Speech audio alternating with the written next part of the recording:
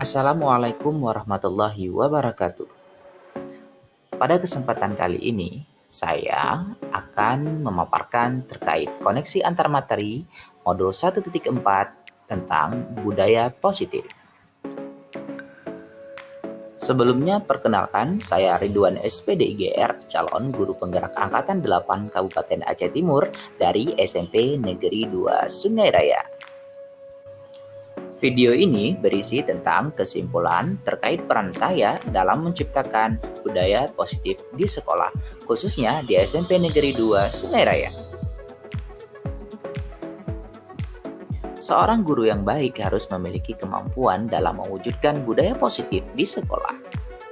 Budaya positif tersebut dapat dijalankan dengan menerapkan konsep-konsep inti seperti disiplin positif, memahami motivasi perilaku manusia berkaitan dengan hukuman dan penghargaan, posisi kontrol seorang guru, pembuatan keyakinan sekolah atau kelas, dan penerapan segitiga restitusi dalam penyelesaian masalah. Yang pertama, disiplin positif. Disiplin positif adalah suatu cara penerapan disiplin yang mengajarkan anak bertanggung jawab dan menumbuhkan kesadaran diri berdasarkan nilai kebajikan. Disiplin positif mengarah pada disiplin diri yang dapat mengontrol diri dalam melakukan segala tindakan, sehingga dapat membangun pemahaman kesadaran berdasarkan motivasi internal bukan akibat paksaan, ujian, ataupun hukuman. Yang kedua, motivasi perilaku manusia. Ada dua jenis motivasi. Yang pertama, motivasi eksternal. Yang kedua, motivasi internal. Motivasi eksternal dilakukan karena ada dorongan, seperti untuk menghindari ketidaknyamanan atau hukuman, untuk mendapatkan imbalan atau penghargaan dari orang lain, dan motivasi internal biasanya didorong oleh untuk menjadi orang yang mereka inginkan dan menghargai diri sendiri dengan nilai-nilai yang mereka percaya. Yang ketiga, 5 posisi kontrol. Ada 5 jenis posisi kontrol yang dijalankan oleh seorang guru. Posisi penghukum, pembuat merasa bersalah, teman, pemantau, dan manajer.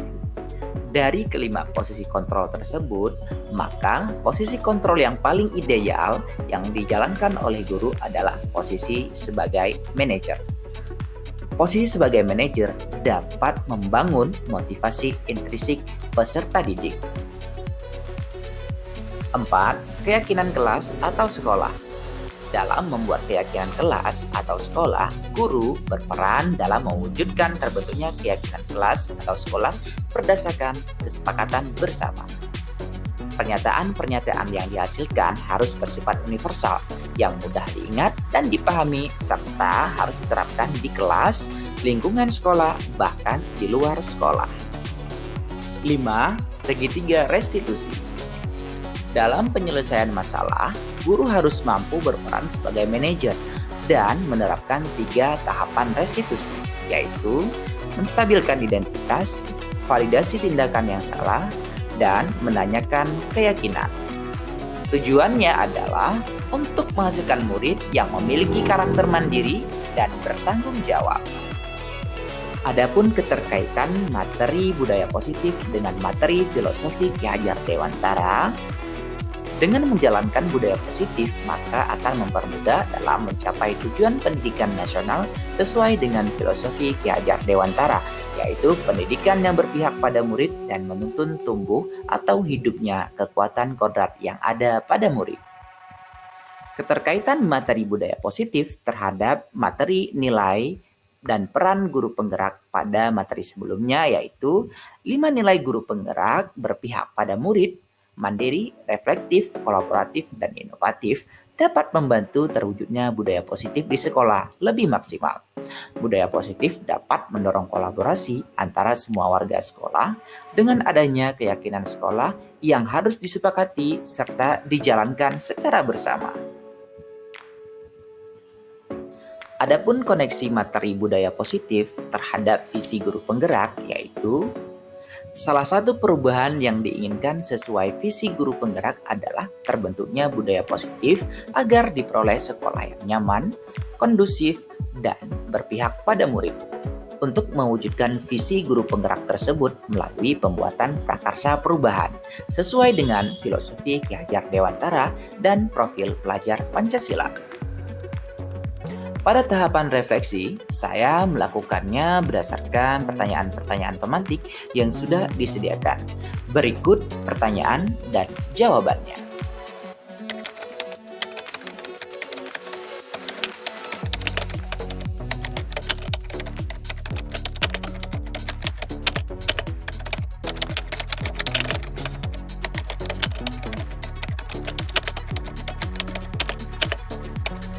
Saya sudah memahami konsep-konsep inti pada materi budaya positif tentang disiplin positif, teori kontrol, teori motivasi, hukuman dan penghargaan, posisi kontrol guru, kebutuhan dasar manusia, keyakinan kelas, dan segitiga restitusi.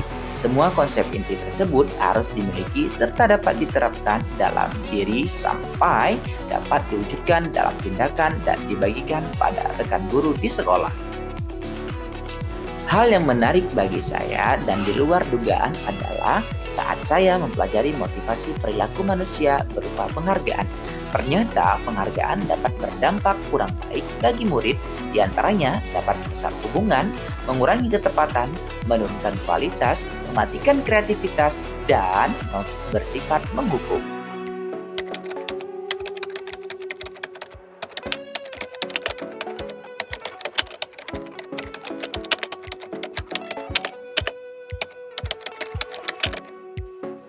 Perubahan yang terjadi adalah saya menyadari posisi kontrol yang biasa saya lakukan yaitu sebagai penghukum dan pemantau. Seharusnya sebagai manajer dengan menerapkan segitiga restitusi dalam menyelesaikan masalah di lingkungan sekolah.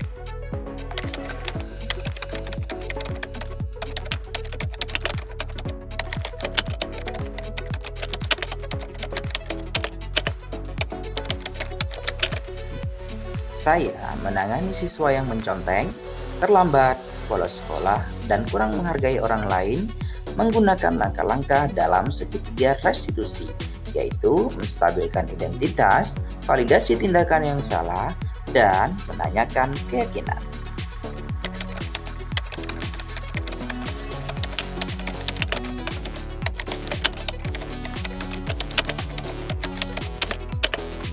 Perasaan saya sangat termotivasi untuk terus memperbaiki diri sesuai dengan nilai-nilai budaya positif di sekolah.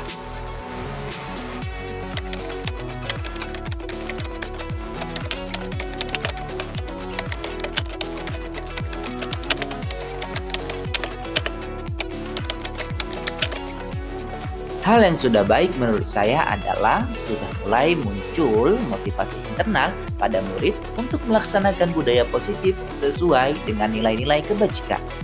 Yang diyakini dan harus diperbaiki adalah posisi guru harus sebagai manajer.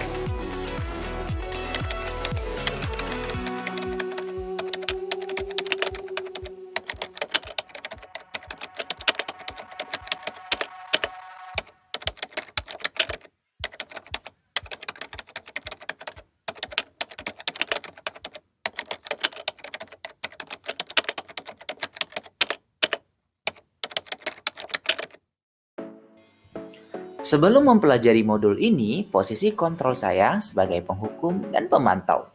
Perasaan saya saat itu, saya selalu diikuti perasaan bersalah karena harus memberikan hukuman atau konsekuensi jika anak berbuat kesalahan. Setelah mempelajari modul ini, saya mulai menerapkan posisi manajer dalam penyelesaian masalah. Perasaan saya menjadi sangat lega, tanpa beban, dan senang. Saya mulai menyadari pentingnya komunikasi yang efektif untuk menumbuhkan rasa mandiri dan tanggung jawab pada diri murid.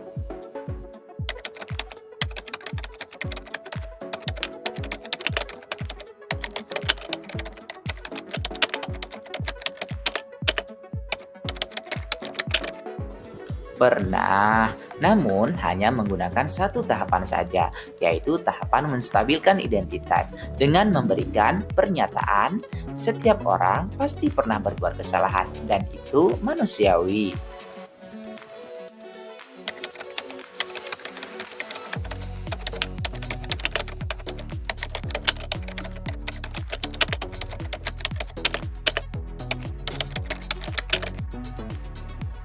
Hal lain yang penting dipelajari dalam proses menciptakan budaya positif adalah melakukan kolaborasi antara sekolah dan orang tua murid.